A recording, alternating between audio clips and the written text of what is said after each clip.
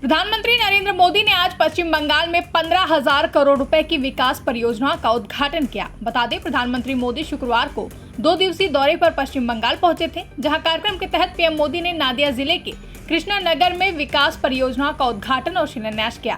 इस दौरान जनसभा को संबोधित करते हुए पीएम मोदी ने कहा कि उनकी सरकार बंगाल को आत्मनिर्भर और विकसित बनाने में जुटी है और उसी विजन के तहत बंगाल में इंफ्रास्ट्रक्चर प्रोजेक्ट की शुरुआत की जा रही है। और क्या कुछ कहा पीएम मोदी ने इस दौरान, आप भी सुनिए।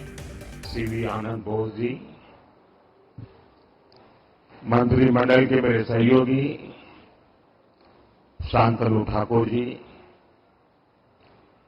बंगाल विधानसभा में नेता विपक्ष शिवेंदु अधिकारी जी, संसद में मेरे साथी जगन्नाथ सरकार जी, राज्य सरकार के मंत्री महोदय, अन्य महानुभाव, देवी और सज्जनों, आज पश्चिम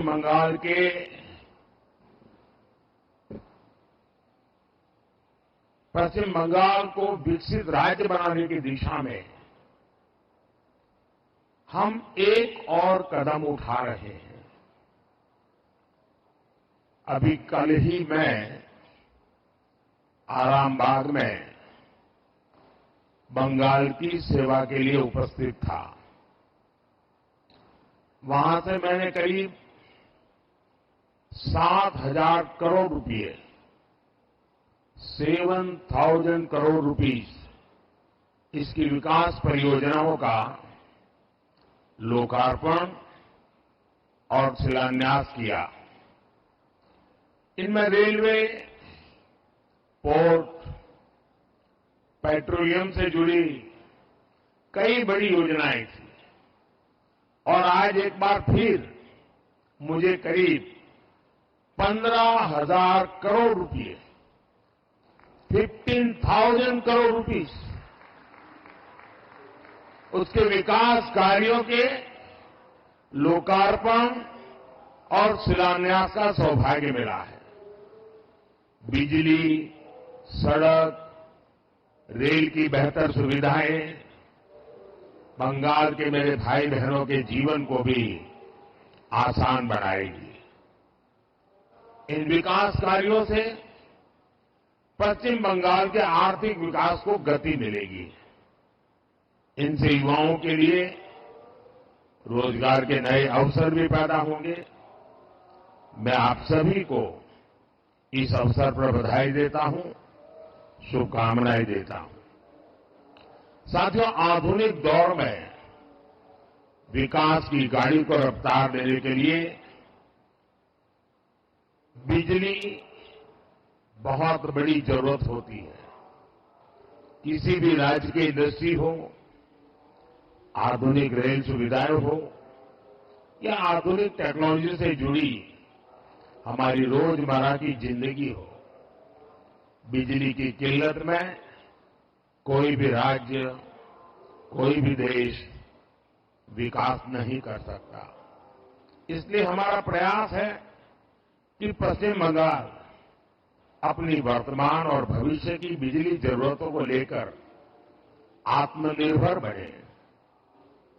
आज दामोदर घाटी निगम के तहत Raghunathpur thermal power station phase 2 परियोजना का शिलान्यास इसी दिशा में एक बड़ा कदम है। इस परियोजना से राज्य में 11,000 करोड़ रुपए से ज्यादा का निवेश आएगा।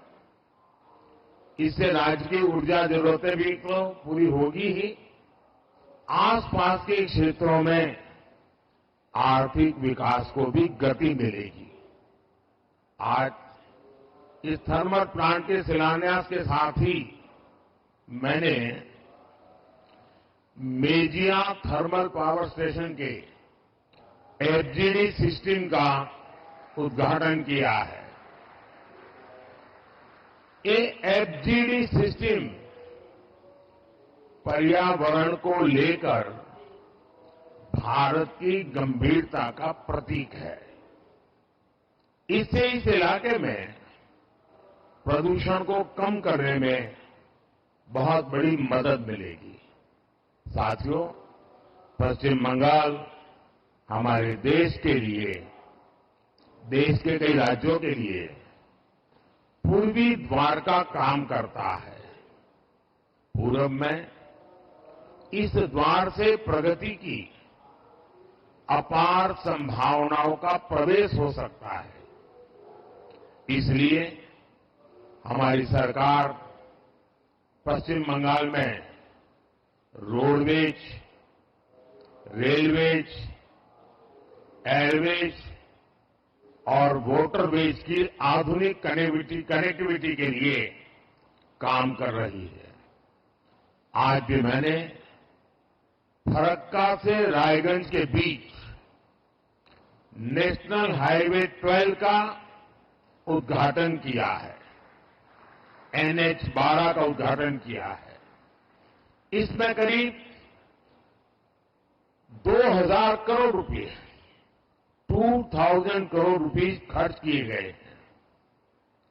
इस हाईवे से बंगाल के लोगों के लिए यात्रा की रफ्तार बढ़ेगी।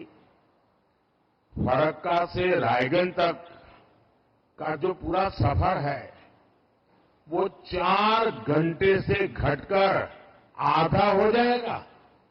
साथ ही इससे कालियाचक, सुजापुर, मालदा टाउन आदि शहरी इलाकों में यातायात की स्थिति भी सुधरेगी।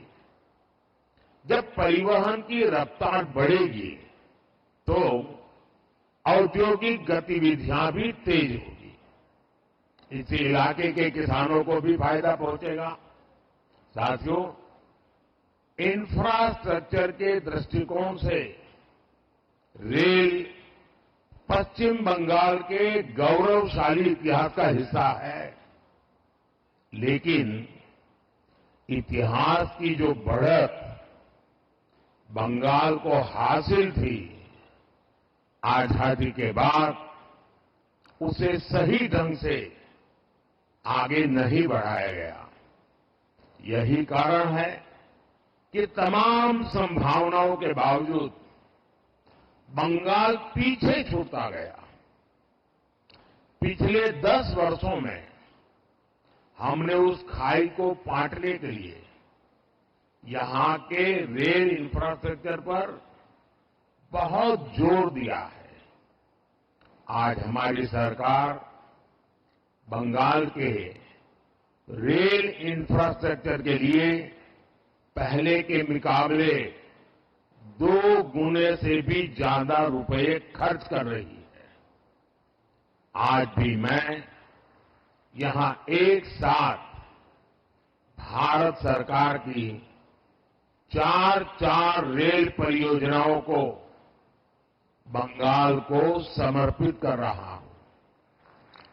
ये सभी विकास कार्य आधुनिक और विकसित बंगाल के हमारे सपनों को पूरा करने में अहम भूमिका निभाएंगे। मैं इस समारोह में और अधिक आपका समय लेना नहीं चाहता हूं, क्योंकि बाहर 10 मिनट की दूरी पर ही विशाल मात्रा में बंगाल की जनता जनार्दन इस कार्यक्रम में शरीक होने के लिए बैठी हुई है। वो मेरा इंतजार कर रही है और मैं भी वहां खुले मन से जम करके बहुत कुछ कहना भी चाहता हूं और इसलिए अच्छा होगा कि मैं सारी बातें वहीं पर बताऊं। यहां के लिए बस इतना काफी है। एक बार फिर आप सभी को इन परियोजनाओं के लिए बहुत बहुत बधाई देता हूं। धन्यवाद जी। ब्यूरो रिपोर्ट, इंडिया पब्लिक खबर। फिलहाल के लिए इस खबर में बस इतना ही। देश और दुनिया की ऐसी ही तमाम बड़ी खबरों के लिए हमारे YouTube चैनल को सब्सक्राइब करें और बने रहें इंडिया पब्लिक खबर के साथ।